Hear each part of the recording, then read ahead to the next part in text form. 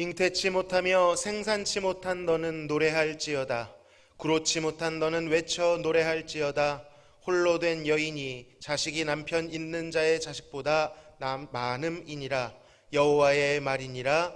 아멘. 거룩하신 하나님 감사합니다. 생산치 못하는 여인과 같이 구원의 열매를 맺을 수 없고 의를 생산해낼 수 없는 저희들에게 더욱 많은 자식과 많은 열매를 허락해 주시겠다 약속하신 하나님을 찬양합니다. 우리의 힘으로 되지 아니하고 아들 예수 그리스도를 통하여 여인의 후손을 통하여 주시는 은혜로 되어지는 줄로 믿사오니 이 시간 이 예배에 그 복음의 약속을 굳게 붙들고 나아갈 때 하나님 영광 받아 주옵소서. 저희들에게 한없는 사랑과 은혜를 부어주사 세상 살 동안 승리하는 복을 허락하여 주옵소서. 이 모양 저 모양으로 살다 왔을지라도 예수 안에서 복음 안에서 성령 안에서 통일되고 충만한 시간이 되도록 역사하여 주옵소서. 예배의 시종을 의탁드리오며 예수님의 이름으로 기도하옵나이다. 아멘.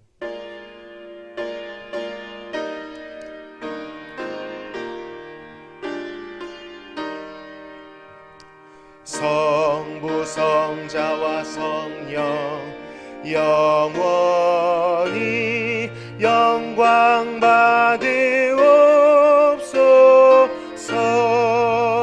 태초로 지금까지 또 길이 영원 무궁 성삼위께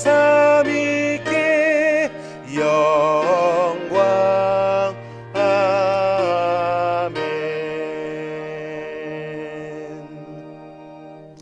할렐루야. 새 노래로 여호와께 노래하며 성도의 모임 가운데에서 찬양할지어다.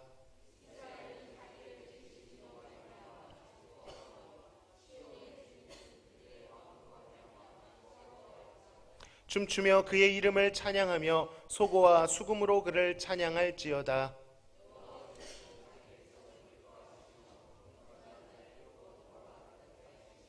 성도들은 영광 중에 즐거워하며 그들의 침상에서 기쁨으로 노래할지어다.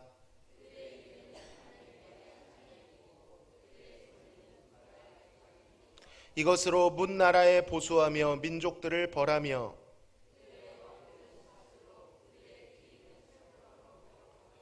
기록한 판결대로 그들에게 시행할지로다. 이런 영광은 그의 모든 성도에게 있도다. 할렐루야.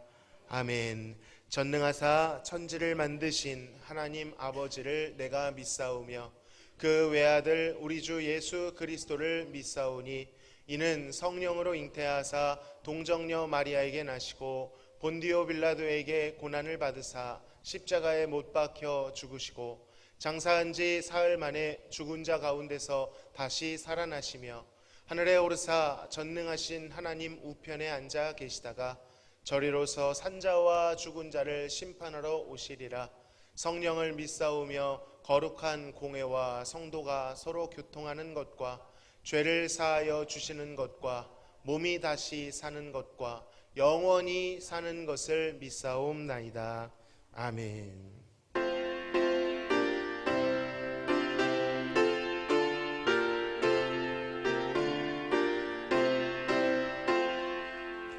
피난처 있으니 환난을 당한 자 이리 오라.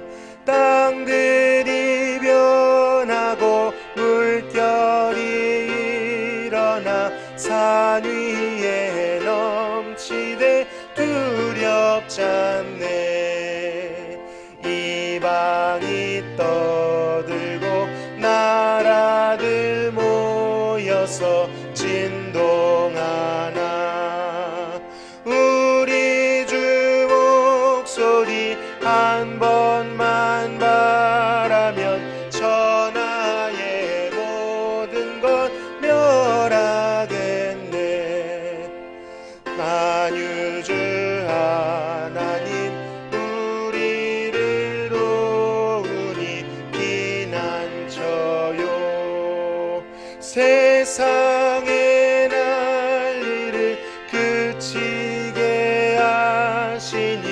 세상에 창검이 쓸데없네. 높으신 하나님 우리를 구하니 할렐루야. 괴로움이 심하고 환난이 극하나 피난처 되시는 주 하나님.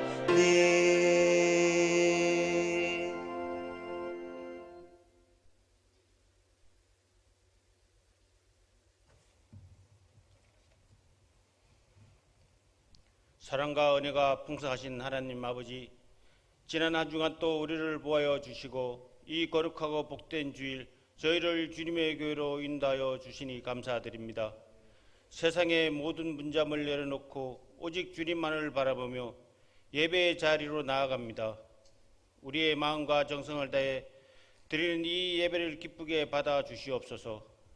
자비로우신 주님, 지난 한 주간의 삶을 돌이켜보며 우리의 허물과 죄를 고백합니다.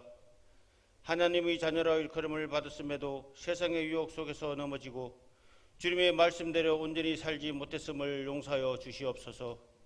이 시간 십자가의 보혈로 우리의 심령을 깨끗게 씻어 주시고 정결한 마음으로 주님 앞에 예배하게 하옵소서. 나라와 민족을 위해 기도합니다. 이 땅의 평화와 정의가 강물처럼 흐르게 하시고 유정자들에게 지혜와 명철을 주사 성도들을 편안하고 바른 길로 인도하옵소서. 특별히 여러 가지 경제적 난관과 물가 상승 등으로 많은 국민들과 성도들이 생활이 어려움을 겪고 있습니다. 이 경제적 어려움이 신속히 해소되게 하시고 무너진 민생과 생업이 터전히 다시 회복되며 주님의 풍성한 은혜로 채워지게 하옵소서. 갈등과 분열이 있는 곳에 하의 은혜를 더하여 주시고 우리 민족이 하나님을 경외하는 나라가 되게 하옵소서. 이 재단을 축복하사 하나님이 사랑과 은혜가 넘쳐나는 교회 되게 하옵소서. 지역사회 구원의 방주 역할을 감당하며 주님의 복음을 온 누리에 전파하는 교회가 되게 하옵소서. 주님의 몸된 교회를 위해 묵묵히 봉사하는 이들과 보이지 않는 곳에서 예배를 위해 수고하는 모든 손길 위에 하나님이 신령한 복으로 풍성하게 채워 주시옵소서. 치유의 하나님, 우리 성도들의 영육을 건강케 붙들어 주시기를 간절히 원합니다. 특별히 영육 간의 연약함과 고단함으로 인하여 마음과 육체의 어려움을 겪는 지체가 있습니다. 주님의 평안한 손길로 그들을 안수하여 주시고 모든 약한 부분을 온전하게 회복시켜 주시옵소서. 더불어 본격적인 무더위가 이어지는 계절입니다.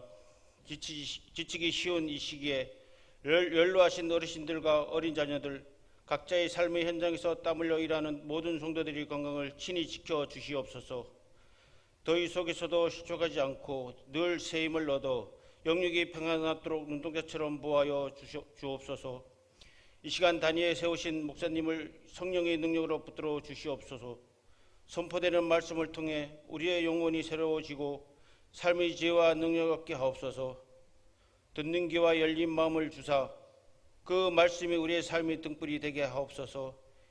예배의 시종을 주님께 의탁하오며 우리를 죄에서 구원하신 예수 그리스도 이름으로 간절히 기도드립니다. 아멘.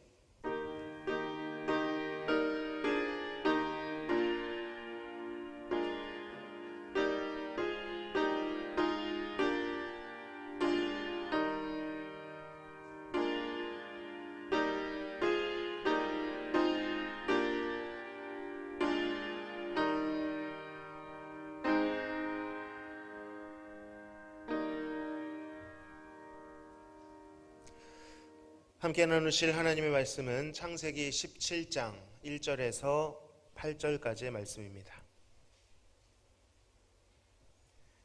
창세기 17장 1절에서 8절 말씀 한 절씩 교독하시고 끝절은 합독하겠습니다. 아브람이 99세 때에 여호와께서 아브람에게 나타나서 그에게 이르시되 나는 전능한 하나님이라 너는 내 앞에서 행하여 완전하라.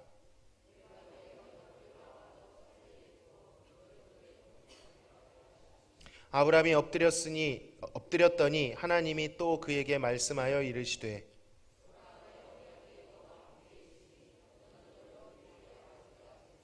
이제 후로는 내 이름을 아브람이라 하지 아니하고 아브라함이라 하리니 이는 내가 너를 여러 민족의 아버지가 되게 함이니라.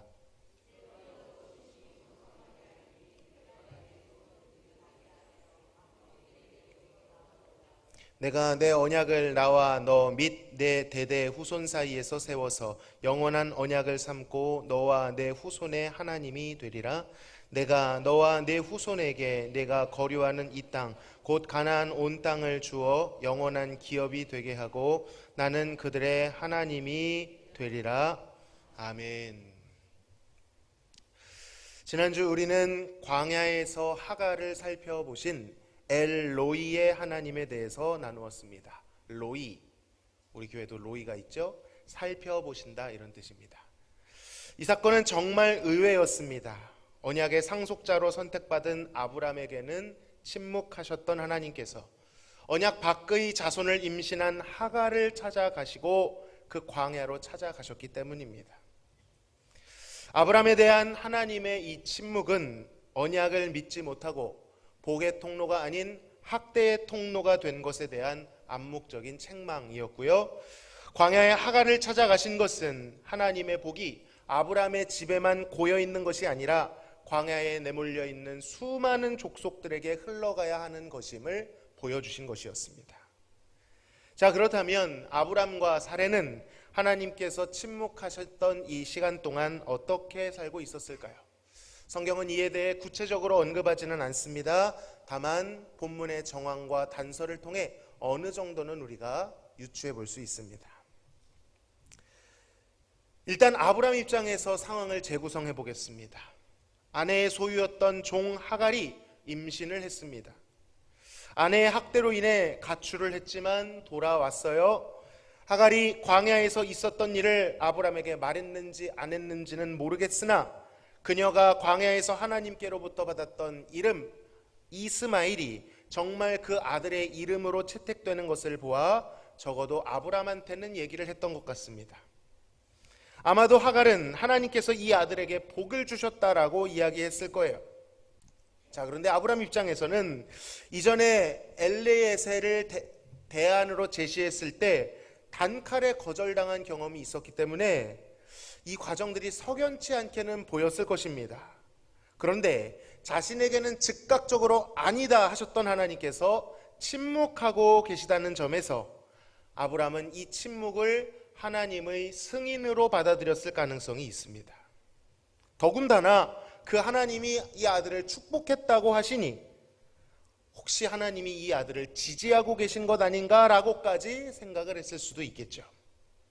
그리고 무엇보다 그렇게 생각할 수밖에 없는, 아니 그렇게 생각하고 싶었던 이유는 그가 86세의 나이에 처음으로 아들을 품에 안는 엄청난 기쁨을 맛보았기 때문입니다. 여러분, 저희 할아버지께서 저희 아버지를 40에 낳으셨습니다. 그 시절에. 그리고 저희 아버지가 저를 41세에 낳으셨습니다. 제가 지훈이를 36세, 이게 가문 대대로 저기가 있나 봐요. 그것도 쌍둥이를. 저희가 태어났을 때 저희 할아버지께서 너무 기뻐하시다가 일시적으로 중풍이 오셔서 병원에 입원하셨답니다. 저희 부친께도 첫째 지훈이를 가졌다고 말씀드렸을 때 무릎을 꿇고 기도하시면서 밖으로 나가서 소리라도 지르고 싶다고 그렇게 좋아하셨습니다. 여러분, 아브람은 어땠을까요? 무려 86세입니다. 우리가 그간의 과정을 봤잖아요. 그동안의 서름과 간절함이 복받쳤겠죠. 고대 시대의 가장 큰 재산은 아무래도 자식이었습니다. 아무리 재산과 종들이 아브람에게 있다 한들 자식은 없었기에 그는 스스로를 비참한 인생으로 규정했을 거예요. 그런데 이제 드디어 그 아들을 품에 안은 것입니다. 여러분, 첫정 무서운 거 아시죠? 사례는 몰라도 적어도 아브람 입장에서 이 아들은 자신의 피와 자신의 유전자로 낳은 아들이 맞잖아요. 13년 동안 아브람의 마음은 이스마엘에 대한 애착으로 가득 찼을 것입니다. 큰 기쁨을 누렸겠죠. 13년이 지났으니 어느덧 소년이 되어가는 아들을 보면서 그를 그의 든든한 후사로 생각하는 그런 생각에 계획에 잠겼을 것입니다. 그의 모든 애정과 꿈과 희망이 이 이스마엘 소년에게 몰입되고 있는 것이죠. 물론 또 다른 자식이 생기면 더 좋죠. 그렇지만 이전만큼 절실하고 간절하진 않을 것입니다. 왜냐? 일단 그토록 바라던 아들을 얻었잖아요. 여호와께서 더 이상 자신에게 나타나지 않으시는 것이 이상하기도 했겠지만 한편으론 편하게 느껴졌을 수도 있어요. 지금만 같아라 싶었겠죠. 별일 생기지 않는 것이 하나님의 무소식이 희소식이다라고 생각했을 것입니다. 나중에 살펴보겠지만 하나님께서 아브라함에게 언약에 대해 다시 상기시켜 주실 때 이스마엘이나 하나님 앞에서 살기를 원합니다. 웃으면서 아브라함이 이렇게 얘기해요. 이스마엘로 만족하고 이스마엘로 안주하고 있는 것이죠. 깨림직한 건 있지만 그래도 그 아들을 인정하고 싶은 것입니다. 자식이 없었을 때는 그렇게 간절했는데 대안이 생기니까 약속에 대한 열망이 한풀 꺾였어요. 사람 마음이라는 것이 그렇게 간사합니다. 자, 그런데 이렇게 잘 살고 있던 아브라함에게 13년 만에 여호와께서 다시 찾아오십니다. 1절을 같이 읽습니다. 시작. 아브라함이 99세 때에 여호와께서 아브라함에게 나타나서 그에게 이르시되 나는 전능한 하나님이라 너는 내 앞에서 행하여 완전하라. 13년 동안 침묵하신 여호와께서 나타나시사 하신 말씀, 나는 전능한 하나님이라. 그 유명한 엘 샤다이라는 하나님의 거룩한 이름이 등장하죠. 엘, 하나님을 뜻하고요. 샤다이, 전능한, 완전한, 충분한 이런 뜻입니다. 어떤 뉘앙스냐면 산처럼 흔들리지 않는 견고함. 산은 언제나 거기 있지 않습니까? 또 아이를 충분히 만족시킬 수 있는 엄마의 모유, 이런 뉘앙스를 가지고 있습니다. 하나님은 왜 13년 만에 나타나셔서 갑자기 자기소개를 하고 계실까요? 아브라함이랑 통성명을 안 했습니까? 너무 오랜만이라서 어색해서 소개하고 계실까요? 그렇지 않습니다. 아브라함은 몰랐겠지만 13년 동안 하나님께서는 아브라함의 행보를 쭉 지켜보고 계셨습니다. 방치하신 것이 아니었어요. 그리고 때가 되매 그 하나님께서 이제는 자신의 전능하심에 대해 계시하실 의도를 가지고 다가오고 계신 것입니다. 이것은 13년 동안 익숙해지고 굳어버렸던 아브라함의 생각을 산산이 깨뜨려버리는 선언이었습니다. 인간의 차선으로 만족해하고 있는 아브라함의 안주함을 하나님이 흔드시고 계신 거예요. 자신을 계시하신 전능하신 하나님은 이렇게 명령하십니다. 너는 내 앞에서 행하여 완전하라. 이 말씀을 뒤집어 말하면 무슨 뜻입니까? 아브라함의 지난 13년의 행보가 완전했다, 완전하지 못했다? 완전하지 못했다는 뜻입니다. 여기서 우리는 숨이 턱 막히죠. 아니, 어떻게 인간이 하나님 앞에 완전할 수 있단 말입니까? 아브람뿐만 아니라 우리 중 누가 감히 이 말씀 앞에 당당할 수 있습니까? 솔직히 아브람 정도면 준수한 것 아닌가요?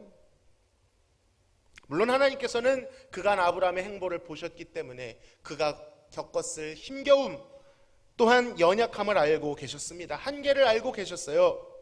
그의 약함을 아시면서도 완전하라라고 강하게 말씀하신 것, 이것은 다른 이유가 있었습니다. 이 말씀은 아브라함에게 인간의 한계를 뛰어넘어라, 더 참아라, 도덕적으로 완전하라, 이런 뜻이 아니었습니다.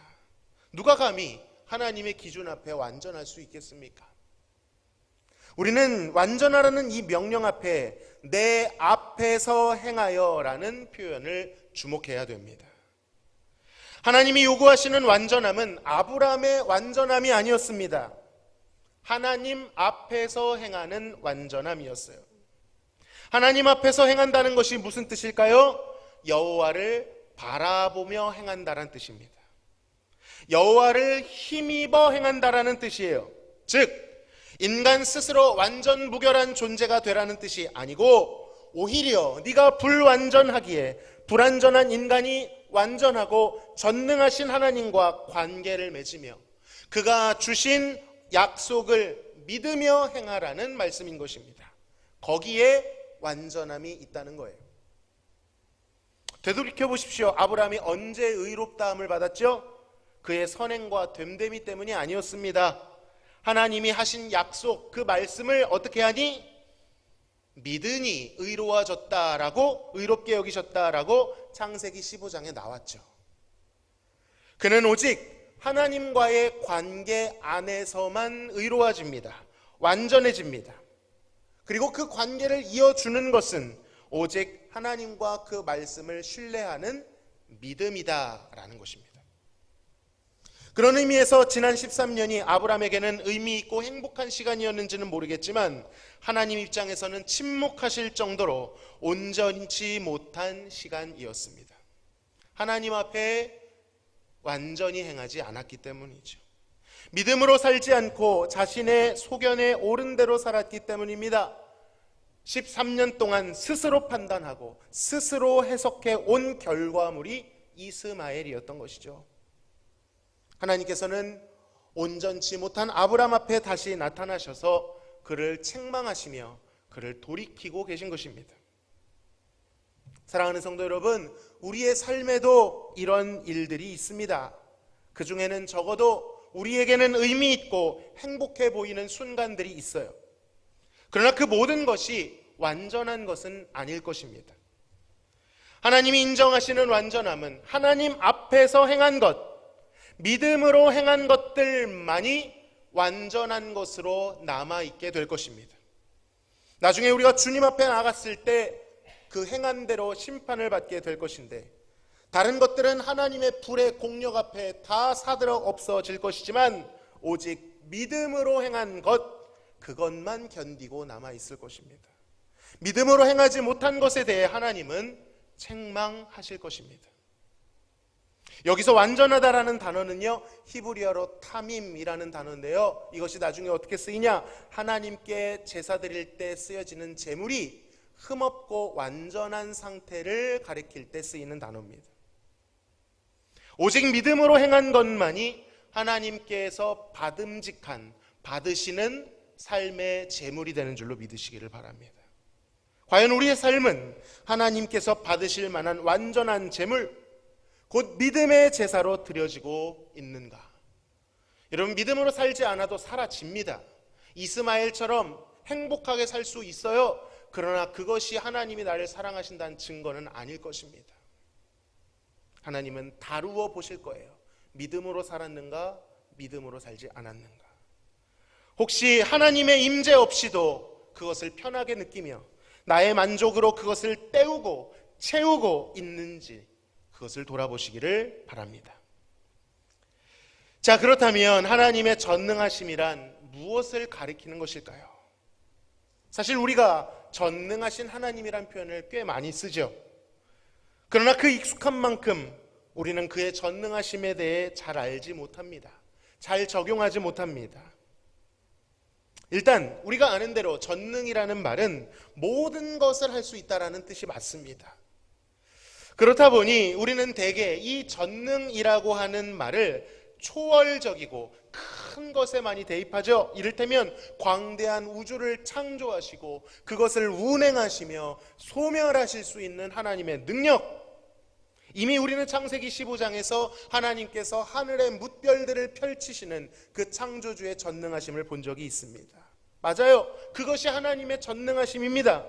그 위엄은 무엇과도 비교할 수 없을 것이에요. 그러나 그 장면이 아무리 장엄하고 멋지다 할지라도 솔직히 실감나게 다가오지는 않습니다. 왜냐하면 그것은 너무 크고 내 삶은 너무 평범하고, 평범한 것도 어렵죠. 너무 작게 느껴지기 때문에 거리가 있는 것처럼 느껴지죠. 우와 하고 탄성을 지를 수는 있겠지만 그 전능함이 나에게 무슨 상관이 있으며 무슨 효력이 있는가에 대해서는 실감이 안 가는 것입니다.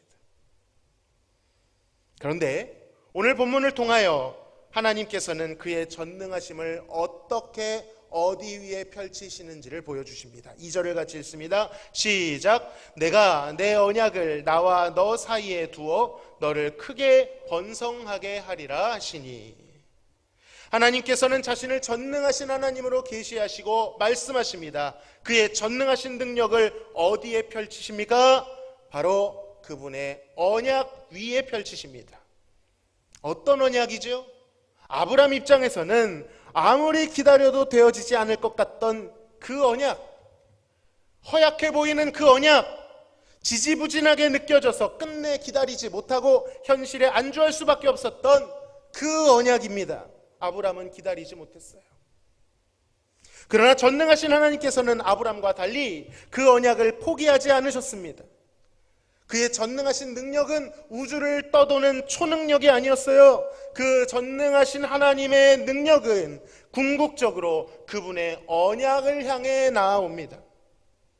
2절에 보면 하나님께서 그의 언약을 자신과 아브람 사이에 두셨다고 말씀하십니다. 여러분, 이 장면은 너무나도 중요합니다. 하나님이 아브람을 어떻게 대하시는지, 더 나아가 우리를 어떻게 대하시는지 그 방식이 나타나고 있어요. 반대로 생각해 보시겠습니다. 먼저 아브람이 하나님을 어떻게 대했는지 생각해 보세요. 상황에 따라, 자신의 처지에 따라, 기분에 따라 하나님에 대한 지식이 바뀌어요. 하나님에 대한 인식이 바뀌고 하나님을 대하는 방식도 달라요. 인간 대부분들이 그렇죠. 누군가를 대할 때 자신의 상황에 따라, 조건에 따라, 기분에 따라 상대방을 다르게 대합니다. 다르게 인식해요. 여러분, 엄마가 기분 나쁠 때 용돈 달라고 하는 게 좋습니까? 기분 좋을 때 슬쩍 끼워 넣어서 달라고 하는 게 좋습니까? 당연히 기분 좋을 때 눈치와 분위기를 잘 살펴서 해야 돼요. 사람은 그렇다는 거예요.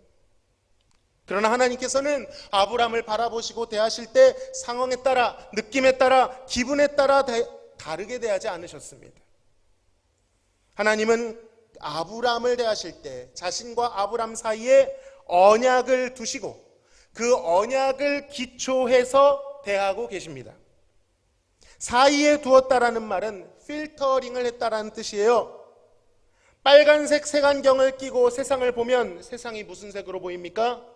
빨간색으로 보입니다. 나와 세상 사이에 빨간색 렌즈가 껴있는 거예요. 마찬가지로 하나님과 아브람 사이에 언약이 끼어 있다는 것은 하나님께서 아브람을 바라보실 때 언약이라고 하는 렌즈를 통해서 보신다라는 것입니다. 지금 현재의 아브람의 연약한 모습, 상황, 상태에 따라 그를 보시는 것이 아니라 그가 선포하신 언약, 그가 이루어 가시는 언약, 그가 완성하실 언약을 통해 아브람을 보고 계신 거예요. 이 신비한 원리를 알아야만 합니다. 하나님이 우리를 아름답게 보실 때, 사랑스럽게 보실 때 사실 이해가 안 가죠. 우리에게 아름다움의 기준이 있다라고 생각하면 이해가 안 갑니다.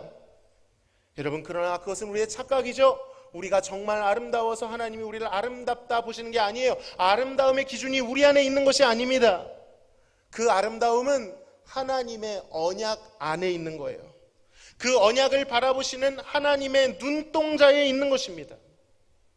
만약에 그 아름다움이 우리 안에 있는 것이라면요, 우리가 변하면 끝이에요. 우리를 향한 하나님의 인식도 변할 것입니다. 그러나 아름다움은 하나님의 눈에 있는 것입니다. 이 말이 어려운 말이 아닙니다. 각자 배우자들을 보면 생김새가 어때요? 다 달라요. 누구 색시가 제일 예뻐요? 대답하셔야 됩니다. 그렇잖아요. 각자의 미의 기준이 다르다는 거예요. 그 미가, 우리가 이 말을 쉽게 이렇게 표현하죠. 콩깍지에 씌었다 이렇게 말합니다. 눈에 콩깍지가 씌었기 때문에 내 눈에 예뻐 보이는 거예요. 하나님 눈에 이 미 아름다움에 콩깍지가 씌어 있기 때문에 우리를 아름답게 보시는 것입니다. 그러나 인간의 콩깍지는 벗겨지겠지만 하나님의 콩깍지는 벗겨지지 않는 줄로 믿습니다. 언약을 통해 우리를 바라보시기 때문에 우리는 하나님 눈에 아름다운 거예요. 그분이 변하지 않는다면, 그분 안에 있는 아름다움이 변하지 않는다면 우리를 향한 하나님의 마음과 의지는 조금도 변하지 않을 거예요. 아브라함은 흔들렸지만 하나님은 흔들리지 않으십니다. 언약을 사이에 두고 보시기 때문이에요. 여러분, 이 증거가 4절에서 5절에 나타납니다. 같이 읽습니다. 시작. 보라, 내 언약이 이제 후로는 내 이름을 아브람이라 하지 아니하고 아브라함이라 하리니 이는 내가 너를 여러 민족의 아버지가 되게 함이니라. 아멘. 언약을 다시 상기시켜 주시면서 하나님은 아브람의 이름을 바꿔주십니다. 본래 아브람이라는 이름은 존귀한 아버지라는 뜻이었습니다. 그 이름 누가 지어줬을까요? 그의 부친 데라가 지어줬겠죠. 그러나 그 이름처럼 그는 존귀한 자가 되지는 못했어요. 재산과 종들이 많아 제법 성공적인 삶을 살았지만 고대의 최고의 존귀함으로 여겨졌던 자식이 없었기 때문이죠. 그러나 이제 하나님께서 그의 이름을 다시 지어주시는데 그 이름은 아브라함. 아브라함은 여러 민족의 아버지라는 뜻입니다. 오래된 유대의 전승인 탈무드와 미드라시에서는요, 이 장면을 굉장히 재밌게 묘사합니다. 아브람과 아브라함은요, 히브리 알파벳으로 철자 하나 차이입니다. 알파벳으로 우리나라 한글로는 히읗, 영어로는 H 발음을 하는 게 해라는 단어거든요. 이 해라는 단어가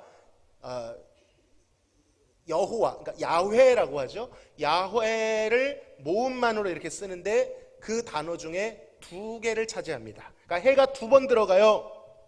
그런데 공교롭게도 그 해에 있는 2가지가 하나는 아브람에서 해가 더해져서 아브라함이 되고, 사레, 오늘 본문은 나오지 않지만 사레에서 요드라고 하는 알파벳이 없어지고 그것이 해로 바뀌어서 사라가 되었다라고 말해요. 이걸 어떻게 해석하냐면 하나님이 자신의 거룩한 이름의 숨결을 떼다가 한 조각은 아브람에게, 한 조각은 사레에게 주셔서 그를 아브라함으로 그녀를 사라로 바꿔 주셨다는 거예요. 엉뚱한 해석 같지만 제 해석이 아니라 오래된 유대 문헌에서 이렇게 상징적으로 묘사를 했다는 겁니다. 그러니까 하나님께서는 자신의 숨결, 자신의 뜻, 자신의 성품이 담겨있는 언약을 흔들리는 아브람과 사레의 이름에 새겨주고 계신 거예요. 존귀한 아버지 아브람을 열국의 아버지 아브라함으로, 오늘 읽지는 않았지만 공주라는 뜻, 여주인이라는 뜻의 사례를 사라, 사실 똑같은 뜻이긴 한데 오늘 본문을 보시면, 오늘 읽지는 않았죠. 다음 본문을 보시면 하나님이 굳이 이것이 열국의 어머니라는 뜻으로 해석을 해주십니다. 여러분, 그런데 생각해 보세요.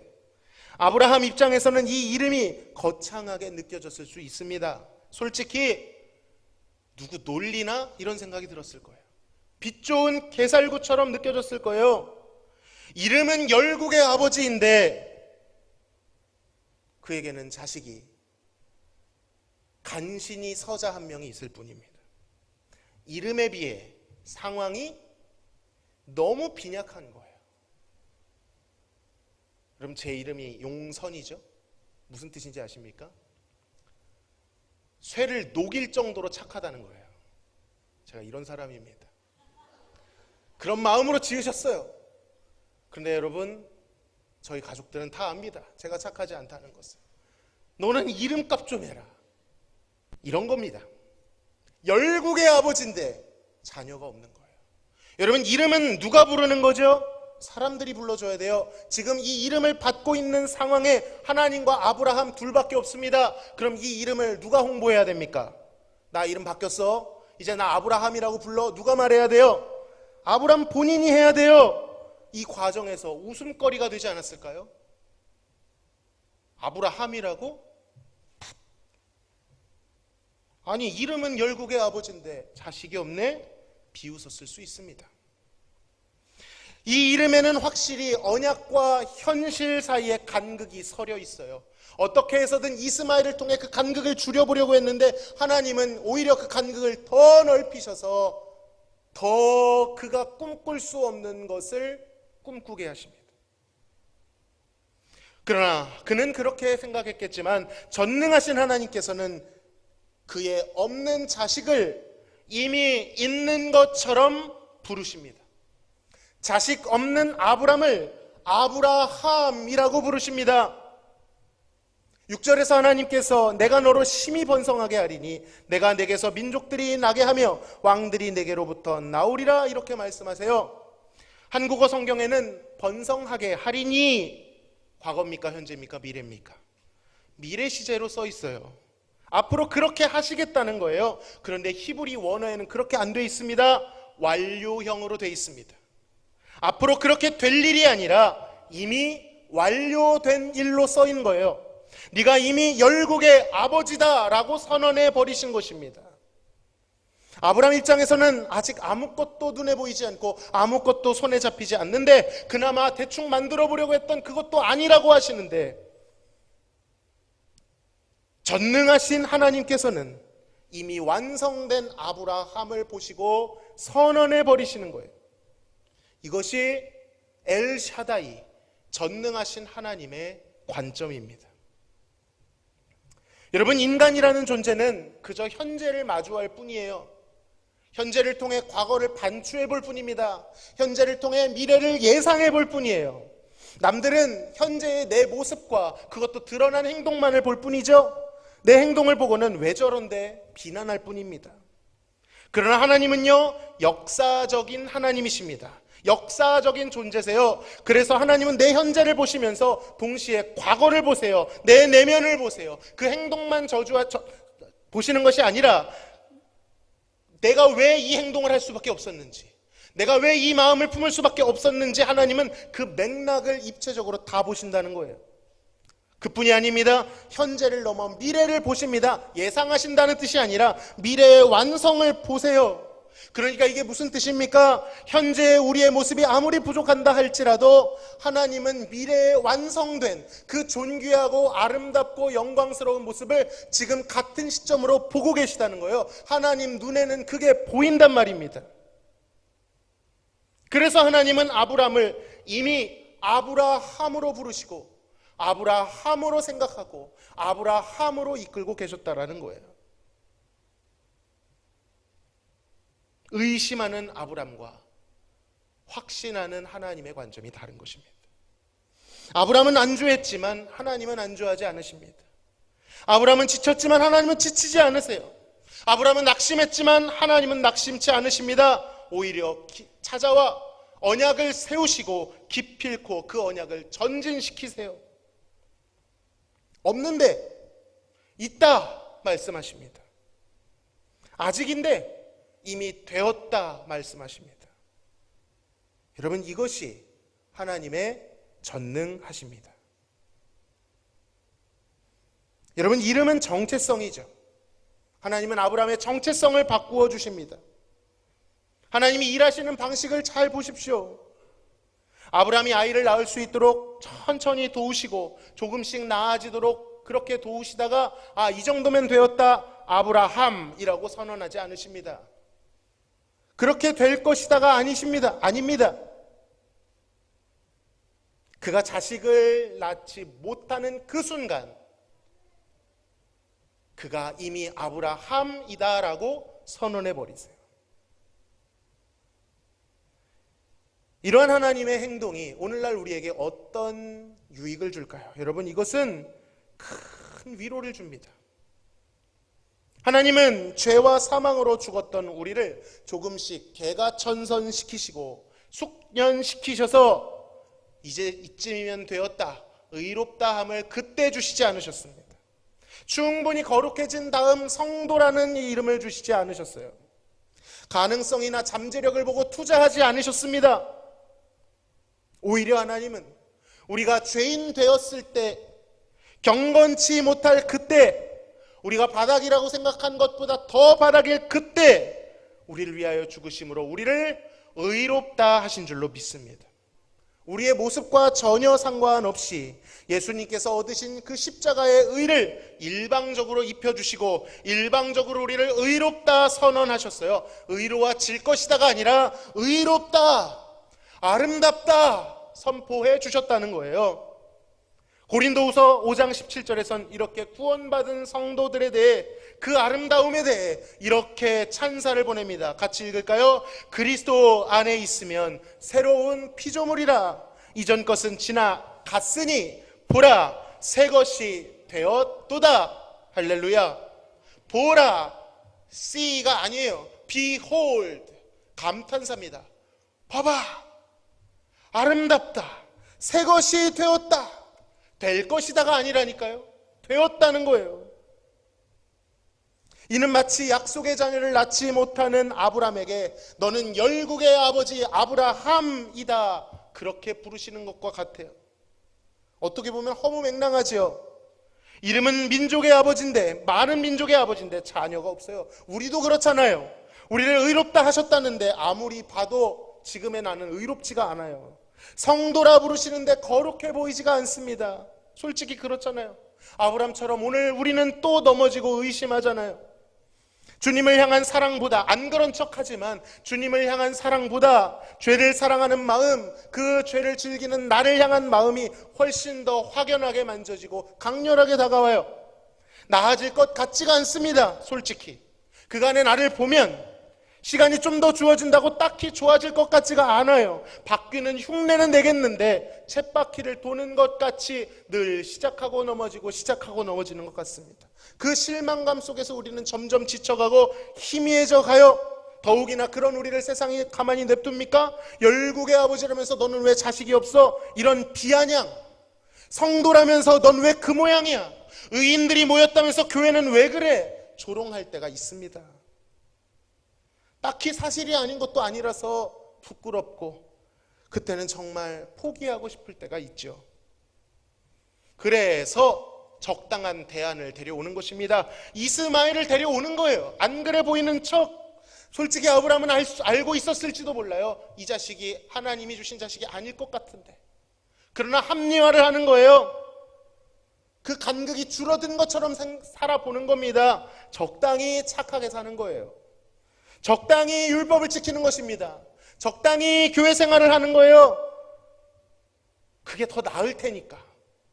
그러면 적어도 남들 보기에는 가려질 테니. 그러나 엘샤다이의 하나님은 우리를 적당히 두지 않으십니다. 이 정도면 나쁘지 않지라고 생각하게 두지 않으세요. 전능하신 하나님은 우리를 완전함으로 인도하십니다. 이상적인 삶이 아니라 완전한 삶으로 인도하세요. 적당히 고쳐 쓰는 것이 아니라 이전에 아브람 된 우리의 모습을 완전히 죽이고 새로운 아브라함으로 살아가도록, 이스마엘이 아니라 사레의 아이를 낳을 수 없는 몸으로 낳은 이삭으로 살아가도록 인도하십니다.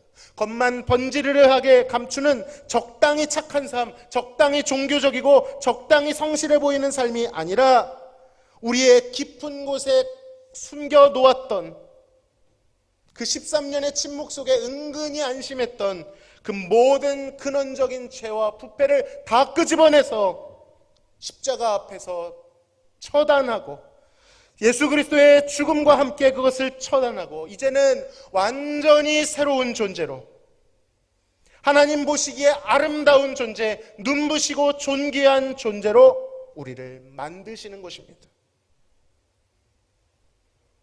여러분, 우리는 그 언약 안에서 예수님의 아름다움처럼 주님 눈에 아름답습니다. 예수님의 존귀함처럼 우리도 하나님 눈에 존귀합니다. 그것을 가능하게 하는 것이 바로 엘샤다이 하나님의 전능하신 언약인 것이죠. 그 언약은 복음의 언약입니다. 하나님은 오늘날 복음의 언약을 통해 예수 그리스도의 십자가를 통해 우리를 바라보십니다. 여러분, 이 복음의 능력은 놀랍습니다. 아무리 죄 많은 우리도 예수님의 십자가를 통해 보면 하나님 눈에 우리는 아름답게 보여요. 복음을 통해 하나님은 우리를 더 이상 진노의 태도로 대하지 않으시고 자비와 긍휼로 대하십니다. 그렇게 될 것이다가 아니라 그렇게 되었다예요. 여러분, 이것을 믿으셔야 됩니다. 우리가 믿을 내용이 이거예요.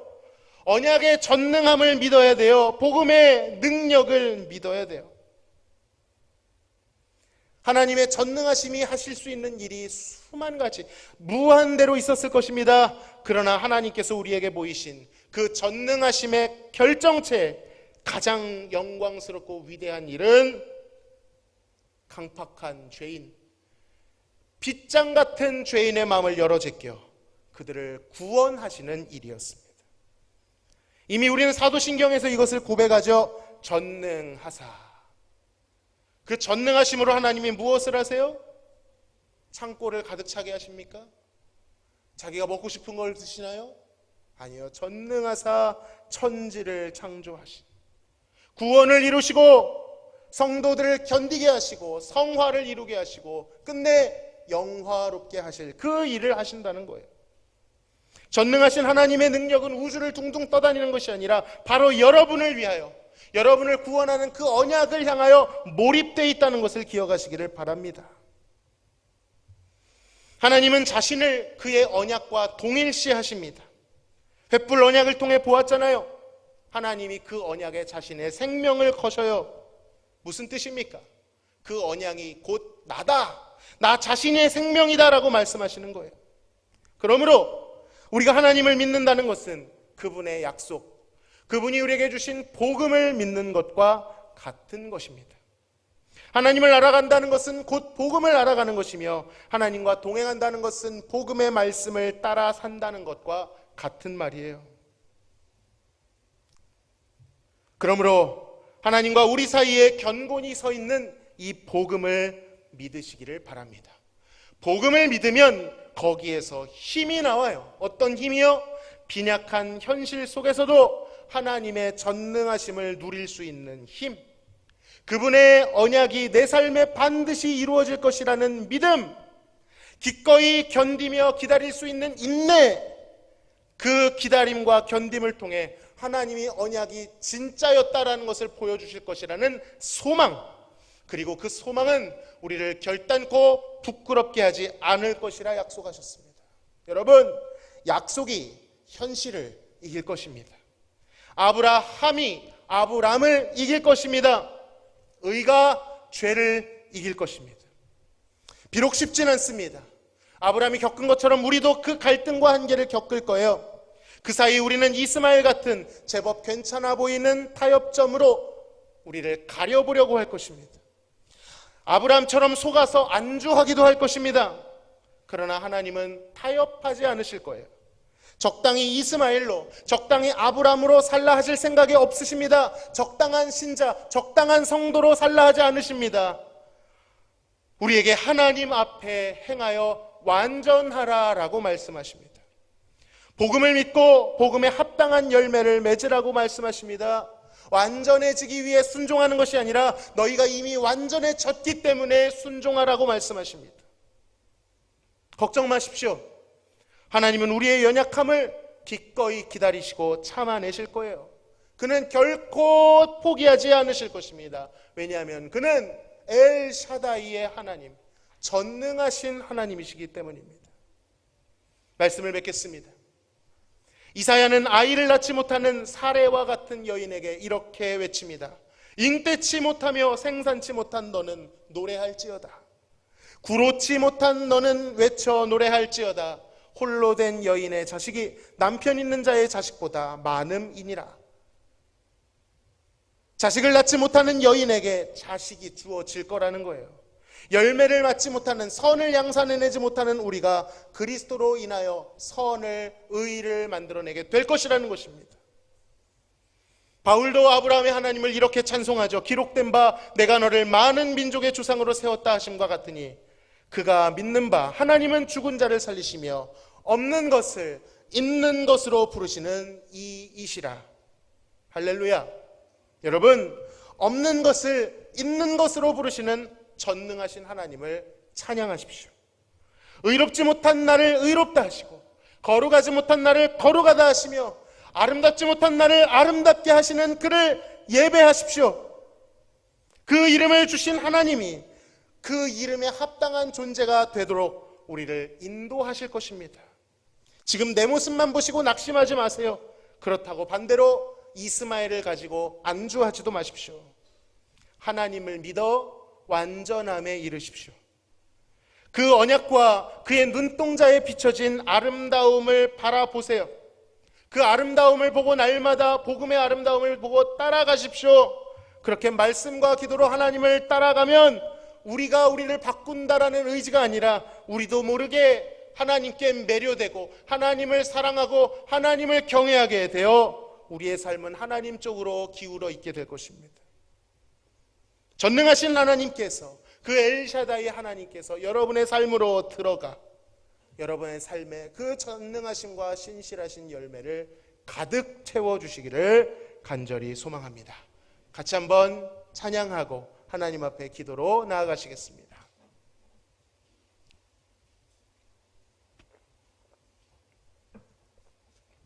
여러분, 찬양의 가사대로 날이 저물고 빈들에서 걷고 내 힘으로 안 되고 우리 손에 아무것도 없을 그때가 하나님의 때인 줄로 믿습니다. 여러분이 어떤 상황을 겪고 계시든 그것이 바닥이든 상관없어요. 그때가 전능하신 하나님이 등장하실 때인 줄로 믿습니다.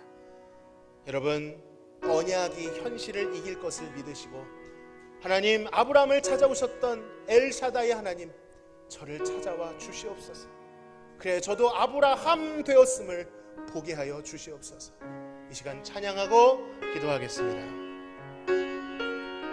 날이 저물어 갈 때, 날이 저물어 갈 때, 빈들에서 걸을 때, 그때가 하나님의 때. 내 힘으로 안 될 때, 빈손으로 걸을 때, 내가 고백해 여호와 이래. 우리 모인 이곳에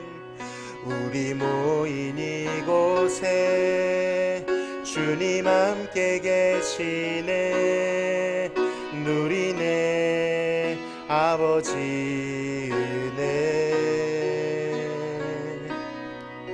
적은 떡과 물고기 내 모든 걸 드릴 때 모두 고백해 여호와 이래. 주가 일하시네.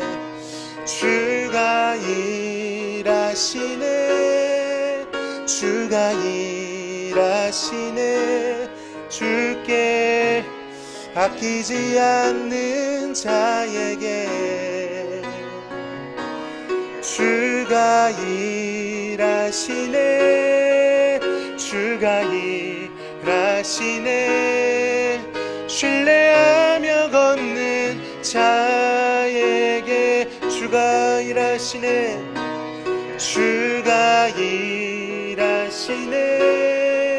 주가 일하시네. 주께 아끼지 않는 자에게 주가 일하시네.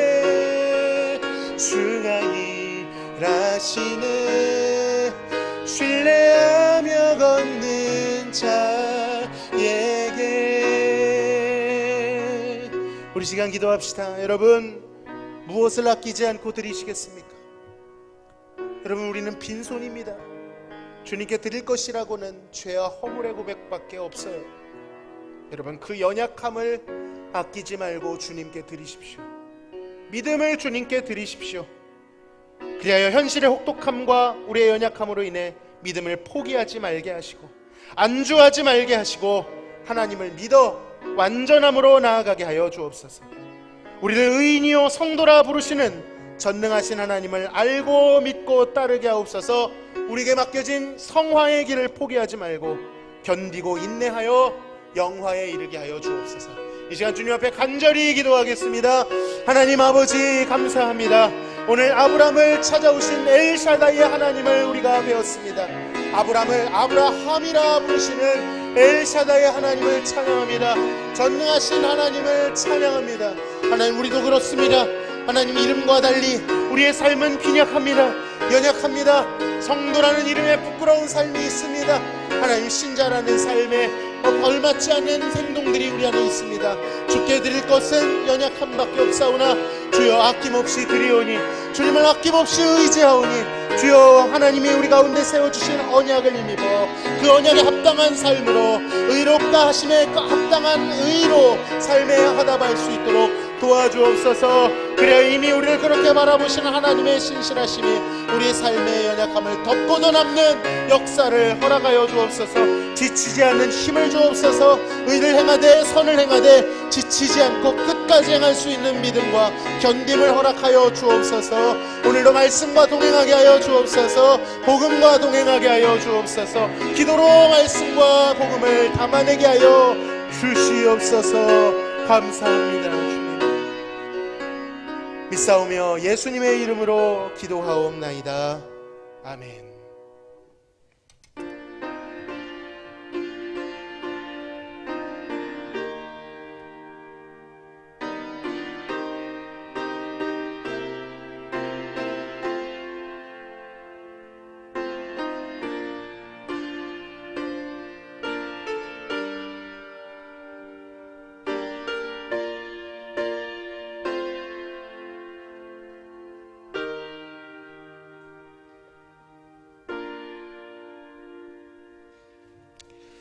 하나님께 감사의 예물을 드립니다. 남은봉 전사님, 구교원 성도님 가정에서 가정과 좋은 창호 사업장에 함께 하심에 감사합니다. 조병식 장로님, 박연희 권사님, 이정혜 권사님, 우리 가정의 주인 되시는 주님, 늘 감사함으로 섬기는 가정 되게 하옵소서. 이기선 집사님, 배원자 집사님, 김종임 집사님, 정봉호 집사님, 가정 내 건강함과 평안함 주신 감사드립니다. 조영자 집사님, 도우시는 성령 하나님 감사합니다. 이종현 집사님, 조은 집사님, 조현숙 집사님, 건강함으로 하나님께 영광 돌리는 딸들 되게 하옵소서. 조은 집사님, 조영은 성도님, 조성주 성도님, 항상 감사합니다. 조재목 성도님, 늘 동행하시는 주님 감사합니다. 주의 능력의 손으로 건강 지켜주시고 앞길에 늘 동행하여 주소서. 이명석 성도님, 이우석 성도님, 1,000번째 헌금 송지현 성도님, 가정에 부어주신 은혜와 사랑에 감사드립니다. 무명으로 하나님께 드리셨습니다. 1,000번째 헌금 이혜은 성도님,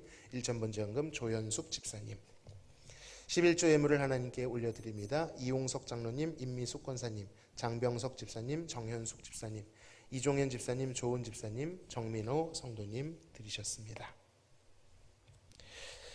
선교헌금, 구제헌금, 주정헌금을 더불어 드립니다.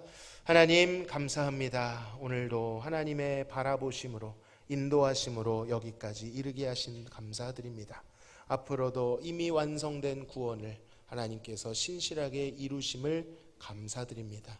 이러한 고백으로 하나님께 물질을 구별하여 드렸사오니 주여 연락하여 주시고 우리의 삶에 하나님만을 섬기며 하나님을 우선으로 두는 우선순위가 질서가 세워지게 하여 주옵소서. 더불어 드린 기도의 제목과 마음의 소원들을 기억하시고 하나님께 합당한 것으로 이스마엘이 아니라 이삭으로 채워 주시옵소서. 감사하며 예수님의 이름으로 기도하옵나이다. 아멘. 다 함께 인사하시겠습니다. 안주하지 맙시다. 전능하신 하나님을 신뢰합시다. 감사합니다. 교회 소식 전해드리겠습니다. 다음 주 3부 예배는 육려선교회 헌신 예배로 드립니다. 박유순 집사님께서 무릎 수술 2차 하시고 회복 중에 계십니다. 회복을 위해 기도해 주시기를 바랍니다. 폭염이 기승을 부리고 있습니다. 오늘은 이 태풍 때문에 조금 소강 상태인 것 같은데 8월 말까지 덥다고 합니다. 건강에 유의해 주시고요. 폭염특보 수시 확인, 야외 활동 자제, 충분한 수분 섭취, 시원한 장소에서 휴식, 또 우리 교회 안에서는 상호 간의 안부 물어주시고 점검해 주시면 감사하겠습니다. 더불어 어디에서는 더위로 또 어디에서는 태풍 또 호우 피해로 인하여 많은 이웃들이 고통받고 있는데 우리의 담장을 넘어 그들을 위해서도 기도하고 도울 수 있는 삶을 살기를 간절히 소망합니다. 기간별 청원 기도와 수요예배 특송 예고되어 있습니다. 오늘 2부 예배 후 새가족 교육이 12시 50분 회의실에 있습니다. 새가족분들은 좀 많이 참여해 주시기를 바랍니다. 이걸 수료하셔야 새가족에서 졸업하실 수가 있습니다. 만약에 앞에 못 하셨어도 계속 교육은 돌아가니까 빠진 주차에 나오셔서 수업을 들으시면 됩니다. 새등록 성도, 재등록 성도가 있습니다. 정정아 집사님의 따님 박가영 자매가 지난주부터 다시 등록하여 청년부 활동 또 그리고 예배를 드리게 되었습니다. 환영해 주시기를 바랍니다. 이상 교회 소식 전해드렸습니다.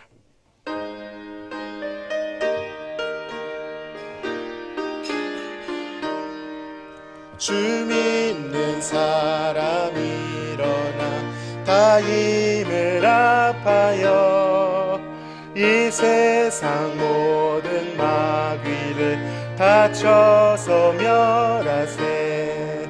저 앞에 오는 적군을 다 싸워 이겨라. 주 예수 믿는 힘으로 온 세상 이기네. 믿음이 이기네. 믿음이 이기네. 주 예수를 믿음이 온 세상 이기네. 온 인류 마귀 괴율로 큰 죄에 빠지니 진리로 띠를 띠고서 늘 기도 드리세. 참 믿고 의지하면서 겁 없이 나갈 때 주 예수 믿는 힘으로 온 세상 이기네. 믿음이 이기네. 믿음이 이기네. 주 예수를 믿음이 온 세상 이기네. 끝까지 이긴 자에게 이 옷을 입히고 또 영생 복을 주시니 참 기쁜 일일세. 이 어두운 세상 지나서 저 천성 가도록 주 예수 믿는 힘으로 온 세상 이기네. 믿음이 이기네. 믿음이 이기네. 주 예수를 믿음이 온 세상 이기네. 지금은 우리를 죄에서 구원하신 예수 그리스도의 크신 은혜와 아버지 하나님의 극진하신 사랑하심과 성령님의 교통 충만 내주하심이 아브라함을 아브라함으로 부르신 것처럼 죄인이었던 우리를 의인이요 성도라 부르시는 전능하신 하나님의 비전을 따라 의인다운 삶으로 성도다운 삶으로 살아가기 소망하는 성도들 머리 위에 지금으로부터 영원토록 함께 계실지어다. 아멘.